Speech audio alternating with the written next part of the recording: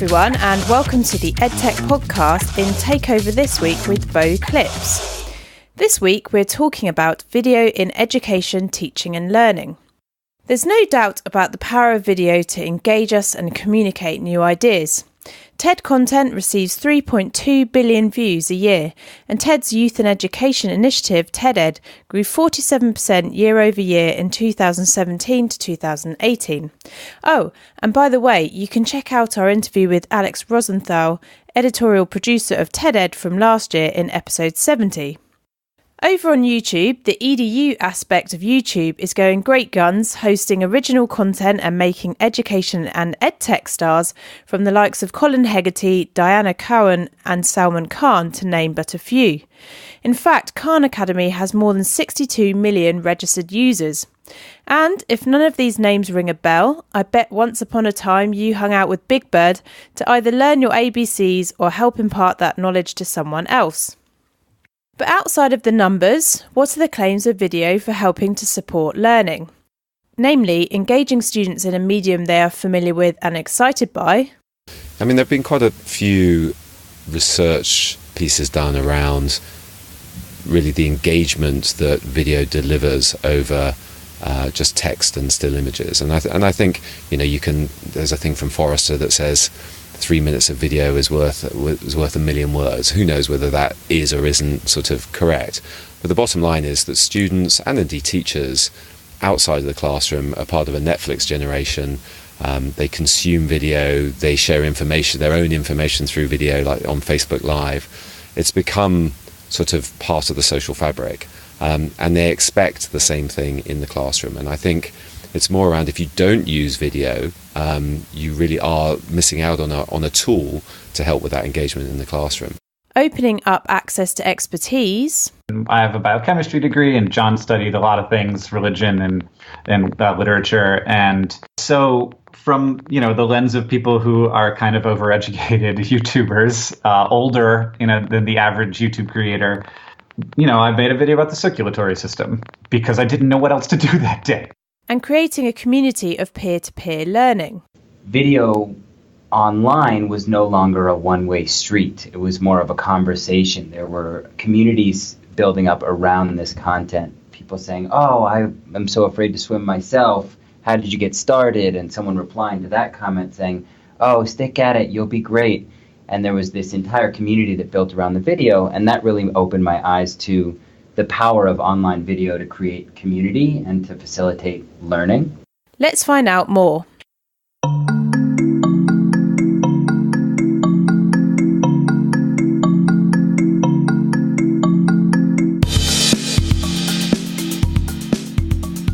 Cool. So today we are in conversation with the CEO of Basho & Friends, Basho Moscow. Hi. Hello, and then before we start, here's a bit about Basho. So Basho holds a Master in International Affairs degree from Columbia University and a bilingual teaching credential. He has worked with children in Guatemala, Ethiopia and throughout the US and has over 20 years of teaching experience. You might like to know that Basho composed music for Sesame Street in addition to his YouTube channel, which has more than 21 million views, promoting language learning across Spanish, English and Mandarin, to name but a few. So welcome, Basho Moscow. Thank you, Sophie. So the first question, Basho, you've been teaching for over 20 years, and more recently your YouTube videos for language learning have had thousands and thousands of views each. So what's your opinion on video's place in teaching and learning? First of all, I want to thank you for having me on the program. I'm really excited to be chatting with you. And in terms of video's place in teaching and learning, I do feel like it's opened up the world to accessing specialists, people that are extremely good at something that they may do that before the video being introduced into education was inaccessible. You have a teacher in a small town who may be asked to teach multiple subjects. And it's impossible to be a content expert at multiple subjects. And I would argue that it's unrealistic to even ask an individual to become a content expert in multiple subjects. It's not effective. That person can practice building relationships with their students and really coaching them on being great people and how to learn. So video, it opens up a door for those specialists to come in and present the content in a way that is digestible, compelling, and may reach kids in a way that a teacher wouldn't be able to reach the kids. I mean, and how did you get into all of this? And I suppose a follow-on from the last question would be, I imagine that given the number of views that you have, you get a wealth of feedback in terms of how teachers and learners are using the videos and what impact they may have as well. So just wondered if you could share some of that with our listeners. Yeah, absolutely. Well, how I got into it, it really started when I was in graduate school at Columbia. I produced a documentary about an adult learn to swim class at Columbia, and it was a topic that I thought was interesting and relatable. And this was early YouTube days, and put it up on YouTube. And within about 6 months, it had 250,000 views, and there was a lot of dialogue happening on the video. And I think for me, it was a real aha around this idea that video online was no longer a one-way street. It was more of a conversation. There were communities building up around this content. People saying, "Oh, I'm so afraid to swim myself. How did you get started?" And someone replying to that comment saying, "Oh, stick at it. You'll be great." And there was this entire community that built around the video, and that really opened my eyes to the power of online video to create community and to facilitate learning. And then in 2008, I started putting content online. I was working with a language company called Lango at the time, producing music for their sort of mommy and me toddler language classes in Spanish.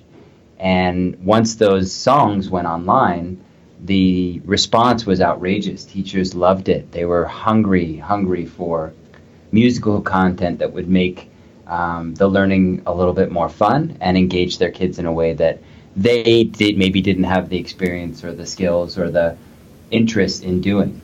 So that's how I got started. And how about the feedback on teachers and learners and how they're sort of going about using the videos as well? Well, I think the feedback has been overwhelmingly great. I think when you get to YouTube, people are feel very free to comment on the quality that they think it is or isn't, and any mistakes that you've made. So I would say, as a crowdsourcing resource for grammar, punctuation mistakes, it's been extraordinary. But in terms of use in the classroom, we've had, I think we're at over 22 million views now. We're in countries throughout the world. And teachers I think that the biggest comment that we get is from the teacher side, it's so great to have high quality content that my kids really love, that they're really engaged in, and it makes the learning fun and it gives us an entree into the actual content.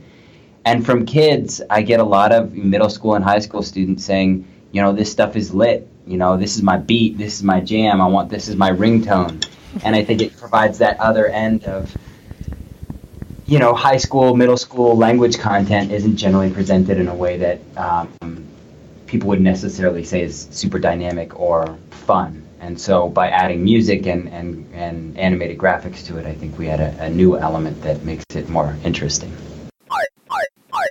Okay, so today we are with Hank Green from the Vlog Brothers. And Hank, if I've done my homework right, you've been vlogging on YouTube since 2007, and you create content on everything from science to politics to philosophy with a very hefty following. So my first question for this episode really is, what's the power of video for education, teaching and learning as you see it? So we've always imagined it in a pretty specific way. Like our job is to try and get across information in the way that works best for sort of the lean forward experience of online video, which is a very, very different experience from, like, if you're watching a documentary film, for example. You would want that information to sort of come at you slowly and be, the kind of thing where, you can pause and restart and be eating dinner and all of that, like TV style consumption.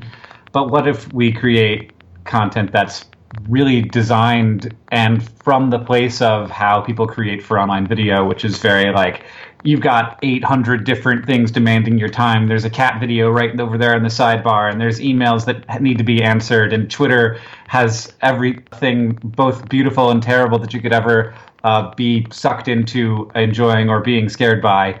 So how are we going to keep people watching, and how are we going to fit like all of the information that we can so that people's brains are very active and engaged without being so overwhelming that people can't actually learn? And part of that is also understanding that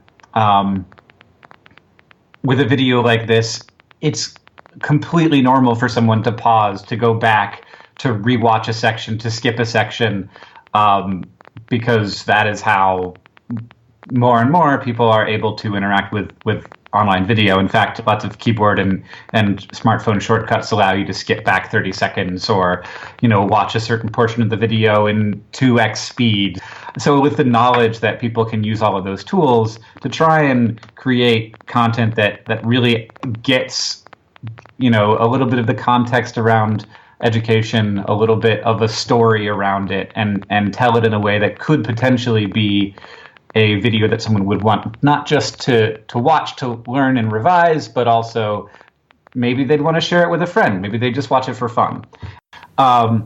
And we do see huge spikes right before the American AP tests. So those tests all happen at the same time all over the country, and we can see the 2 weeks before you start to see a little bump. A week before it's maybe a little bit higher, and then the 3 days before the AP test in any given subject, it's 10 times the average viewership on that course. So that is how we study. It's a little bit of panic in there by that point. Yeah. I mean, how has your content sort of developed since the early days, and I guess the more educational focused stuff now? So thinking about Crash Course and Science Show or SciShow, and so then you've gone on to almost become like a serial entrepreneur, but using new media. So how do you think that's come about? Just completely by accident. I mean, John and I started uploading these videos about education, and they did so, like, in addition to being harder to produce and longer to produce, they just did really well. But it felt like something we couldn't do all the time because it was just hard. It was time consuming, and we didn't have the resources to like level them up or produce them regularly.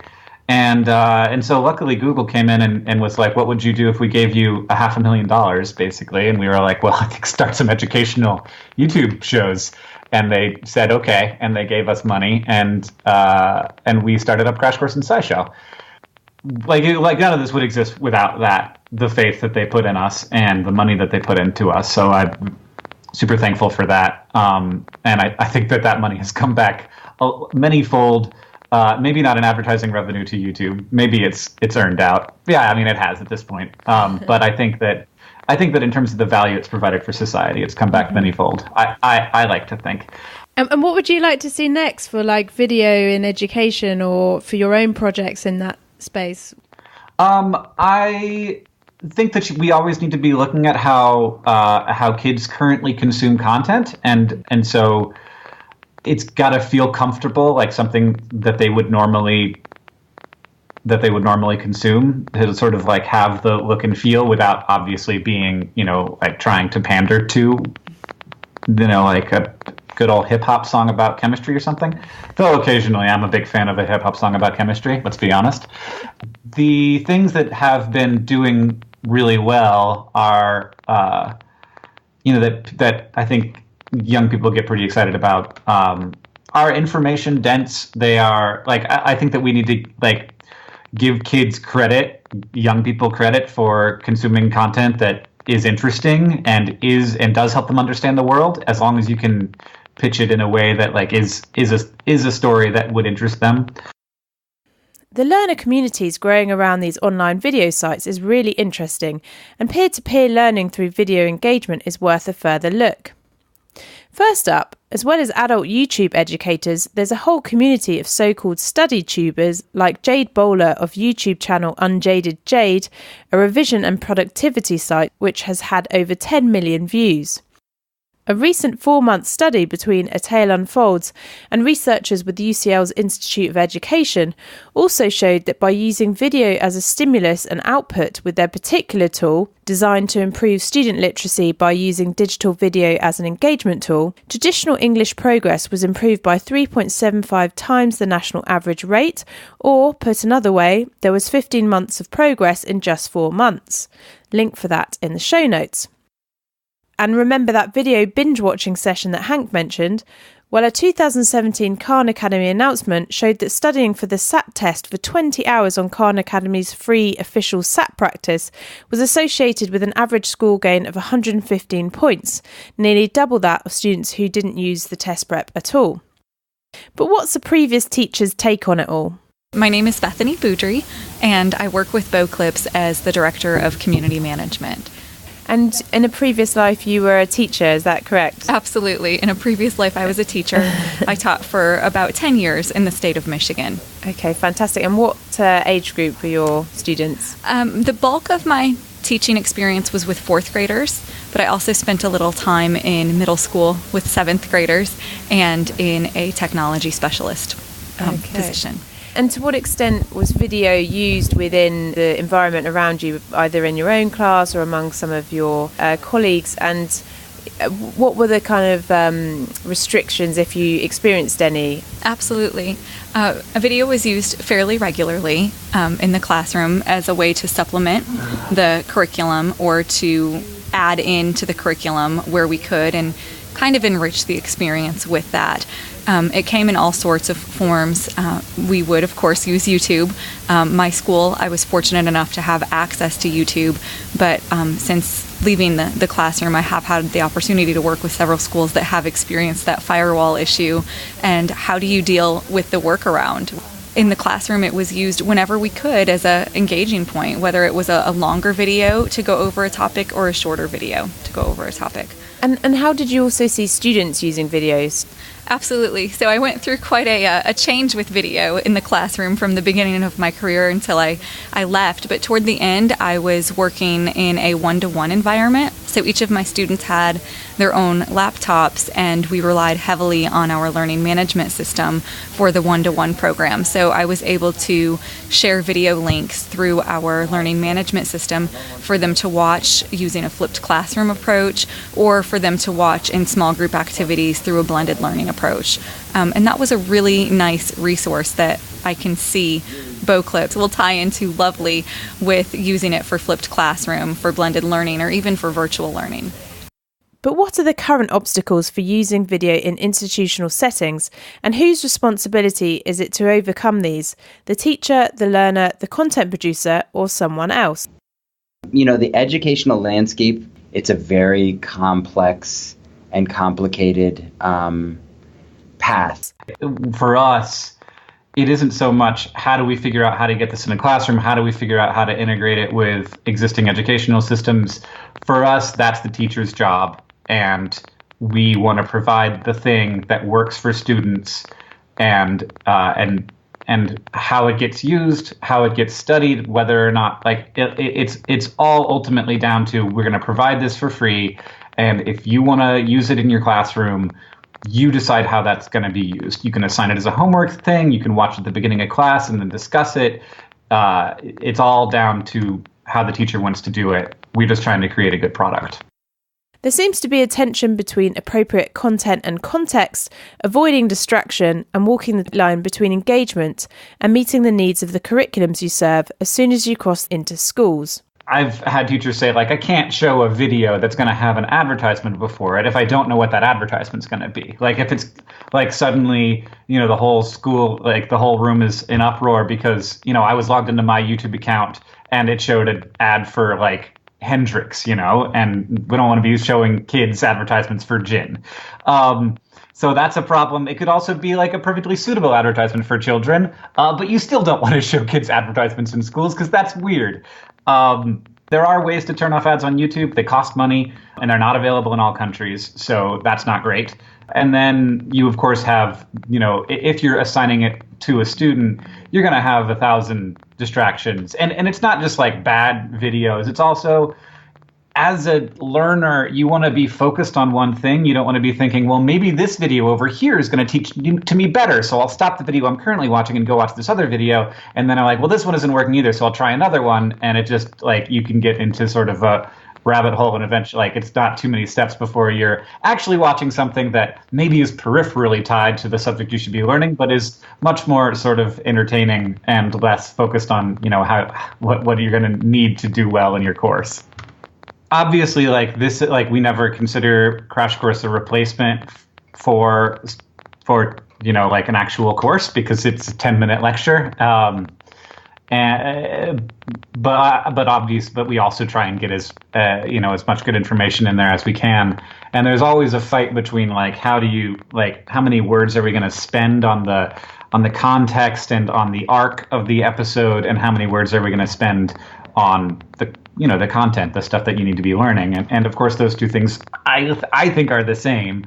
But when you have a syllabus and it's like we have to get to all these points in the syllabus, suddenly, like our writing staff is always sort of in a fight over, do we cut out this just like cut this whole section out of the syllabus and say like, well, the teacher's going to get there if they want to, or do we try and pack it full so that it, and then you end up with kind of an episode that's just like a list of things you need to know, which is very like something we try to avoid.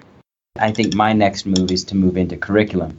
I think teachers are delighted to be able to find my content on YouTube and use a video here and there, but in some places YouTube is blocked or they can't download it locally, and they're looking for activities to go along. So for me, I think at the end of May, early June, I'll be launching a sort of bundle that will allow people to purchase a Spanish 1 kit, and that will be our MVP in terms of how can we roll out language learning in a sort of contained environment that's full of music and videos and engaging activities to do with your adult friends, and it's a lot of fun. And then, of course, there's the firewall issue. One of the data points that we've been given here this week is that 70% of US schools don't accept YouTube through the firewall. Bowclips aggregates over 3 million rights-ready video clips onto a single cloud-based platform. Basho and Hank are among just some of the EDU YouTubers to join Bowclips, along with TEDed as part of a wider YouTube EDU initiative. I spoke to their founder, David Bainbridge, and Bethany Beaudry, Director of Global Community Management at Bowclips.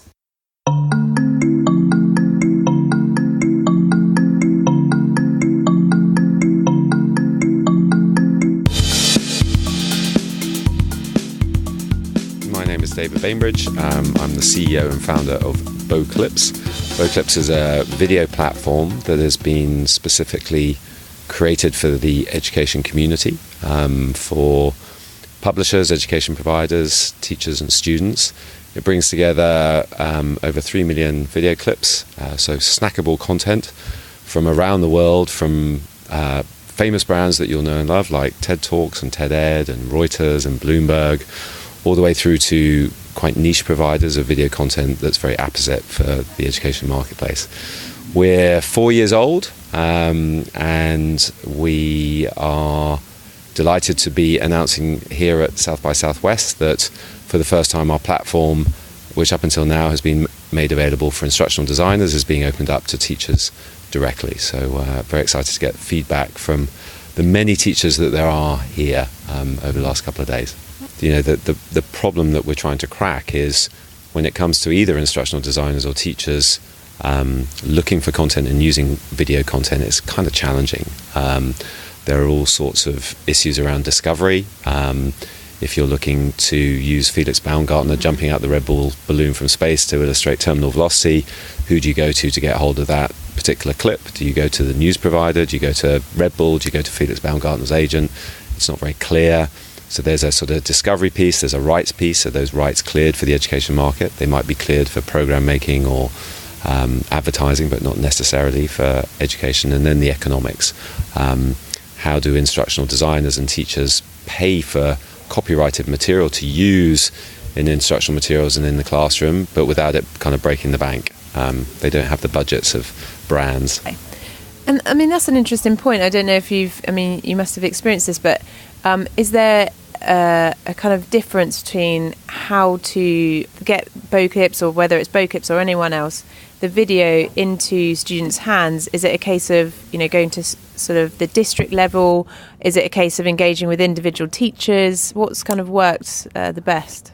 So I think we are looking at all of those options, Sophie. So I think ensuring that we are, as a business and and the product is getting first-hand feedback from teachers, that's helping us refine and develop it over time is critical. So we're absolutely looking to seed the product with teachers directly, and that's part of the reason why we're here and why Bethany's come on board to help us do that. But also, a key part of our go-to-market strategy is not to do it alone. It's to take the product that we have and to work with channel partners who see the proposition, the value proposition that we're providing teachers, and they're bundling that into their existing services. So, a key pain point I think for teachers would be, here's another service in the schoolroom, in the classroom. I have to understand that user experience. That's a pain for me. I don't want to do that. I want single sign-on. But if I can come into my LMS and it's all available, it might not even be branded Bowclips. It might be just powered by Bowclips. It's really easy to just use with my existing workflows. That's the perfect model. But it doesn't mean that we won't be still working directly with teachers. That's very, very important as well. The US obviously is a key market. It's a third of the world's educational spend is here. So as a British company, we definitely look to the West. But we also look to the East because of, again, all the things we know. There's an emerging middle class there that needs to be able, the children at least need to have an attainment in English to get into university. And the fact that, just again here at South by Southwest, we've announced our partnership with YouTube that sees the very best education channels like TED Talks and TEDed also available on Bowclips. That is a real distribution nut that we've cracked for those educational channels, because YouTube is not allowed through the Chinese firewall. So we provide the key for those education channels into that market for the first time. And there are some big guys over there, the Baidus, the Alibaba and Tencents. They've got big video players already. They see providing educational content as being a key part of their content strategies moving forwards. So it doesn't happen overnight, but we're having some very interesting conversations about their ambition using English language educational content from the West. What's your favourite Bowclip, and who are you most excited about working with? Oh my goodness me! My favourite Bowclip is probably just the latest nonsense from Donald Trump yesterday that we will have on the platform today, talking about, I don't know, the steel tariffs or whatever it might be. I think there's the thing that's wonderful about our library is that it's yesterday's content, but it's also the fact that you can see all the primary news coverage from, I read American studies for my sins at university, so the Vietnam War in black and white at your fingertips, from the Tet Offensive through to interviews with Ho Chi Minh and all that sort of thing, all the way back to Buffalo Bill in 1900. So the library goes back to the first ever video that was made. We have it on the platform. So there you have it, a quick review of the power of video in education. Before we go, here are some top inspirational video and content tips from our guests.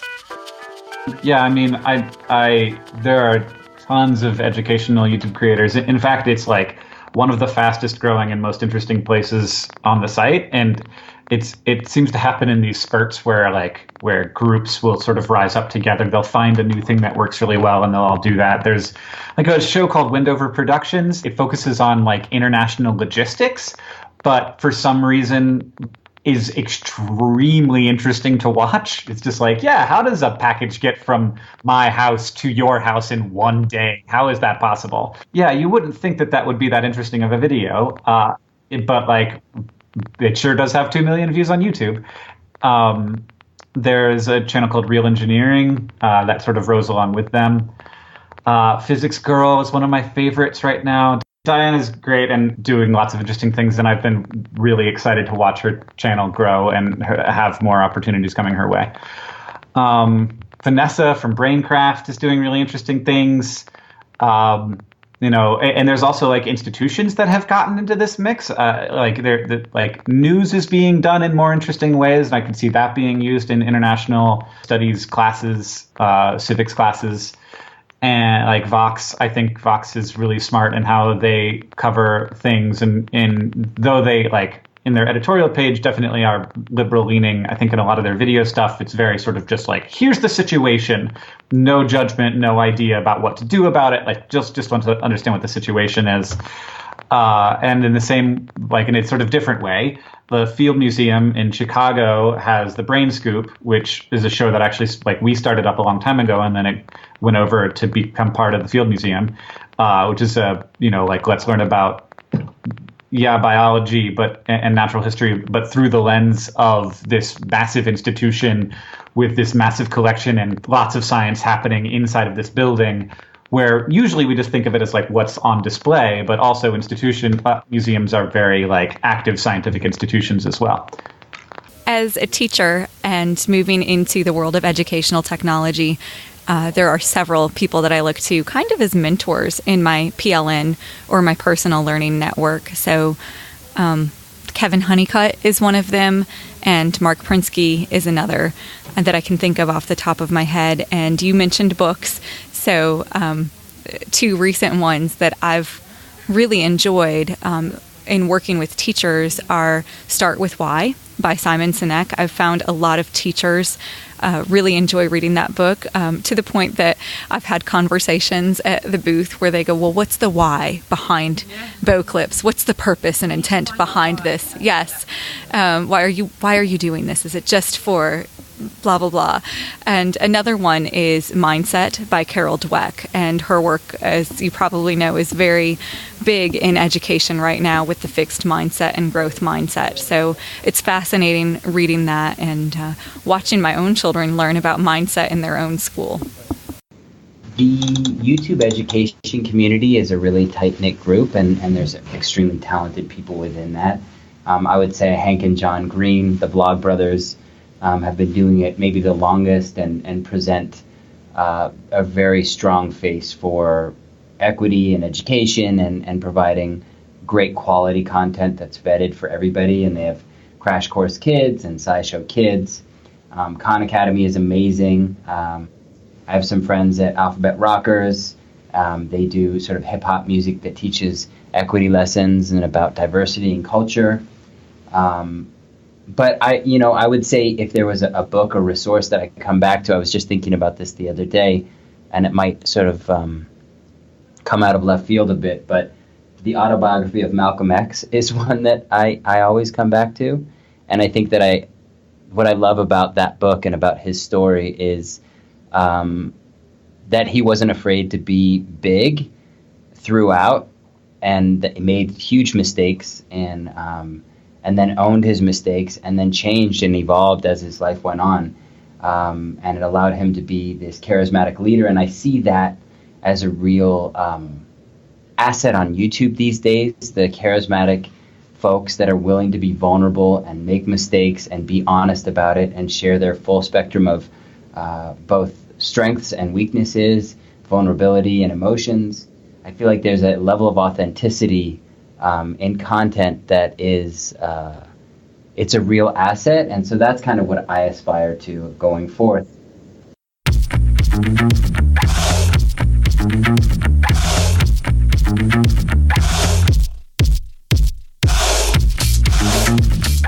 That's all for this week. Thanks for listening in. I'd love to hear your stories on learning through video. Please do share them via Twitter or speakpipe.com/the Edtech Podcast. Have you learnt a huge amount from video? What are your favourite video sites or YouTube channels to learn from? What content do you like to use in schools or unis? And can there ever be enough Donald Trump news footage? All this and more, send it across at Podcast Edtech or at Bowclips. For all the projects and links mentioned in the show, please go to the podcast website at www.theedtechpodcast.com. For everything Bowclips, check out their video library for education at bowclips.com. Simples. Thanks to all my guests this week, Basho Moscow, Hank Green, Bethany Beaudry and David Bainbridge. Wherever you're listening in today, goodbye.